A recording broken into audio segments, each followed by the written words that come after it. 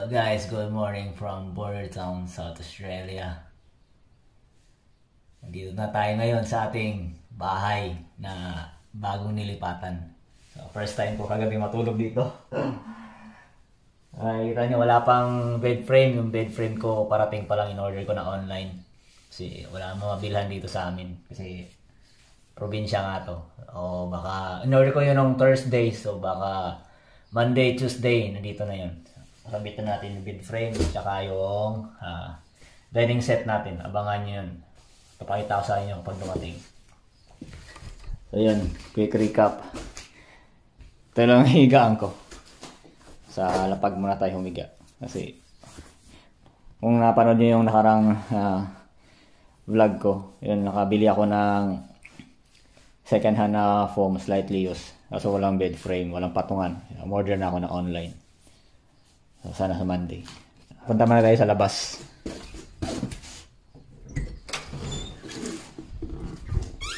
Ayan, hindi ko pa na ayos yung mga gamit. Kalat-kalat pa kasi nag-fully lipat tayo kahapon. So, yung mga naiwan ko doon na gamit sa bahay na tinira natin dati. Yung mga gamit ko pang luto. Yung mga naiwan, tsaka yung maleta damit. Ito, mga dinala ko na to nakarang araw. So ito, pamigay naman to. Binigay ng isa sa mga mag-asawa ditong Pinoy sa Bordertown. Sila Kuya Nick, sa si Ate Helen, binigay nila yan. Tapos ito, binigay rin to sa mag-asawa rin sa Moray. So almost pamigay yan. Ito, bigay. Yan, almost pamigay yan. Kasi yan, fridge muna ngayon. Hiniram ko lang yan kasi ulit ako bibili pa tayo ng mas malaki-laki na fridge. So ito yung mga gamit. Kalat-kalat pa, hindi pa naayos. Sa 9 months ko dito sa Australia. Ito yung mga gamit ko. In 9 months, dumami. Samantalang yung dumating ako dito, sa maleta lang at saka backpack. Napakarami na. 9 months pa lang yan. So kulang pa tayo ng mga gamit. Yun, darating dito yung dining set. Baka dyan ko yung lagay. Tapos yung sala set, doon. Bibili lang ako na siguro ng sofa. Sofa lang, tapos TV na. May patungan natin ng TV doon eh. So yun na lang kulang natin. May gagawin tayo dito sa labas. Taka sa inyo. Kaya gumising ako ng maaga. Ito yung gagawin natin. Balak kong ayusin tong sa labas. Mga bakante dito na yung lupa. Hindi ko alam ba't tinanggal nila yung mga bricks yan. Nilagay nila dito. Meron pa sa likod nagkalat. Yung kalat-kalat yung mga bricks. Meron pa dito sa likod. Kakabit natin dyan. Yun o. Meron pa dun sa likod. Tabi ng tangke. Ayusin natin ito ngayong araw. Ilalatag natin ulit dito para walang may lupa. Tsaka yung trolley jack ko. Mahihila-hila ko na siya. Kung saan-saan. Yun. Ganda ng araw. Linggo ngayon. Tahimik. Main street tayo pero walang mga tao. Walang sasakyan masyado. Kasi Sunday nga. Sarado na may mga establishment. So, tara. Kape muna tayo. Pampawala ng lamig. Malamig ngayon. Lalo na itong bahay na to, kahoy. Sobrang lamig. Buti na lang may heater tayo sa kwarto.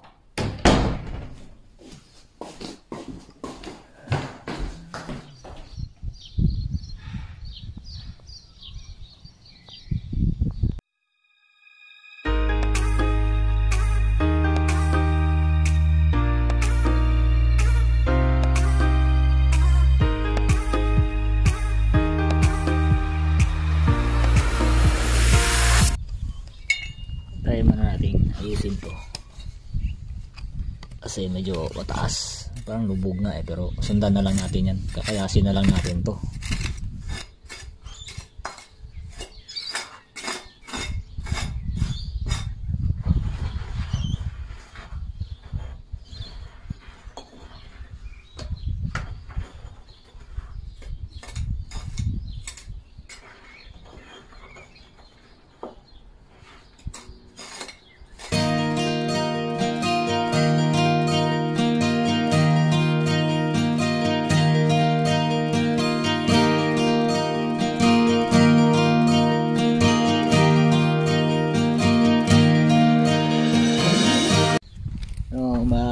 dadalhin pa yung kakayasin natin.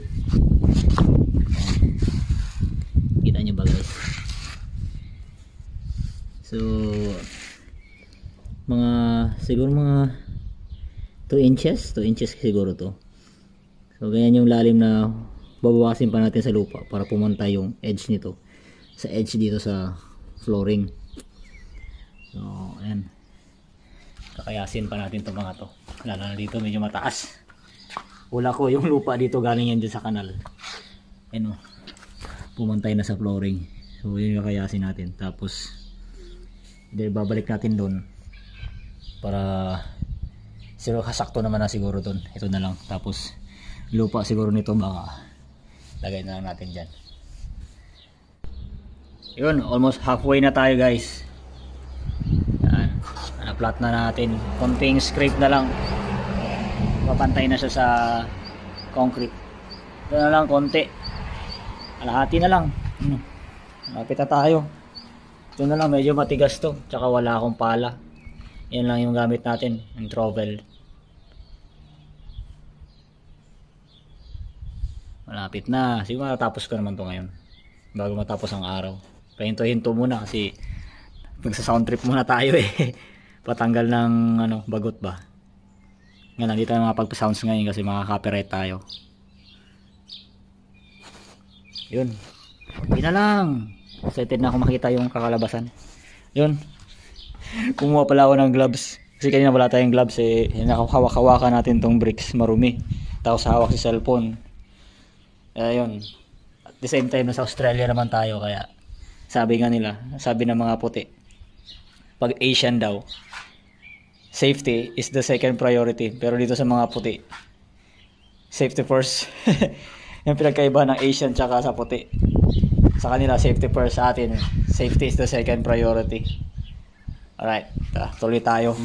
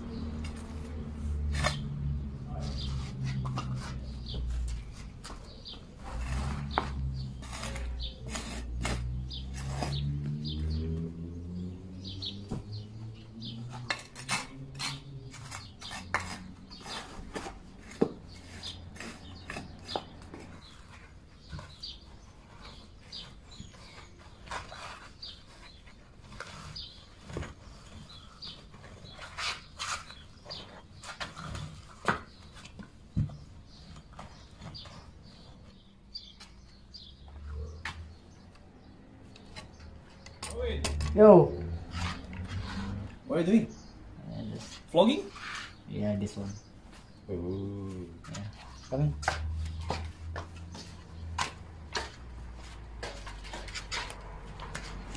I hear something noise. I hear that like it sounds like a knife Let's go again. I thought they were coming from here. My house over there. This one, straight from here. I thought that one in next to the Mazda. No, in here. Okay. Really close. Oh, you have a YouTube channel? Yeah, I have mine. Just started it during pandemic. Oh, yeah, I'll follow you right now. I'll follow you in YouTube. You can understand. So, yeah. This is it. Oh, you subscribe? How you know? I just type Rowan Daily and first show up at the top searching. How you know? At your car. I already see it.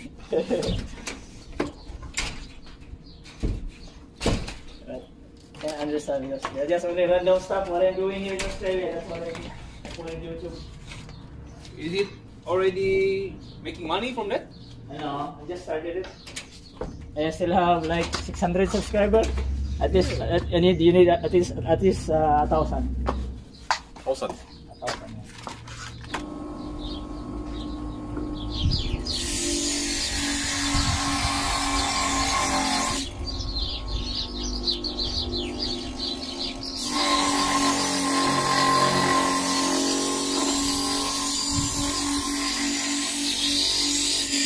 Oh, that is great.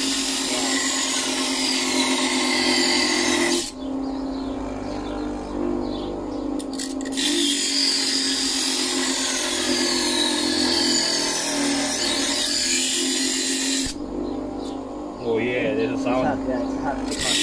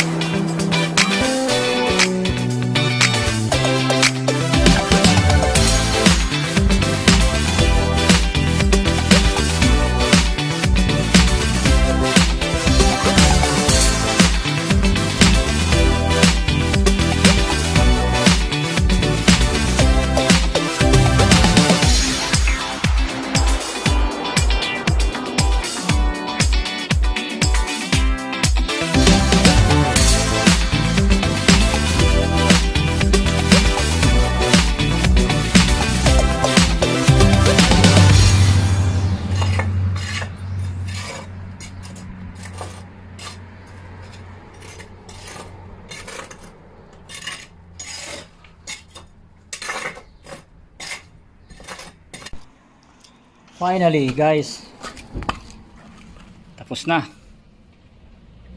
So, ito lang ang inabot. Kasi yung ibang mga bricks natin basag-basag na, like yung mga dito. Yan. Di ko na sinama, tinamad na ako. Okay na yan. Saktuhan lang. Parang gusto ko nga ilagay. Siguro ilagay na lang natin para sakto sarado dito. Walang puwang. Tapos yun, ito yung iba dito. Yan. Binuhusan na natin ng lupa para yung mga lugtungan o gilid. Mamaya buhusan natin ng tubig. Para pag pumasok yung tubig yan, sasama yung mga lupa. Hindi na siya gagalaw. Tapos kung may ano man, may puwang pa, di buhusan natin uli ng lupa. Meron pa naman tayo doon. Yun, paano tapos na. Pwede na natin maisagad yung sasakyan natin dito kahit naka balagbag ng parada. Pwede na kasi meron na siyang ano dyan, bricks yung puwang. Kasama ko na lang siguro yan kasi wala na rin naman gamit para walang ano dito, puwang, may bungi mga basag-basag na lang yung nilagay ko sa dulo para makompleto lang. Then bubuhusan natin ng tubig. Almost there. Hindi ko sana isasama pero sama ko na lang para hindi pangit tingnan na may ano, pingas.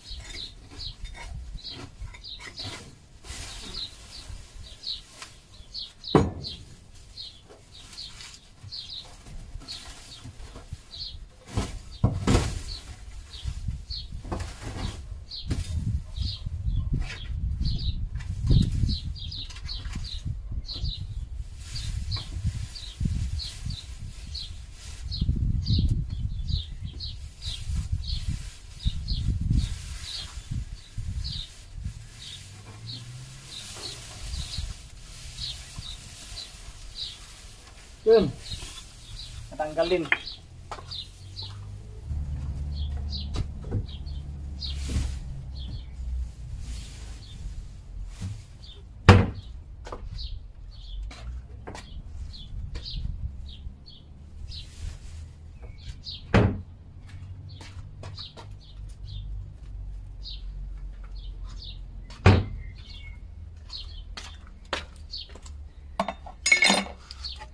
So yun lang guys.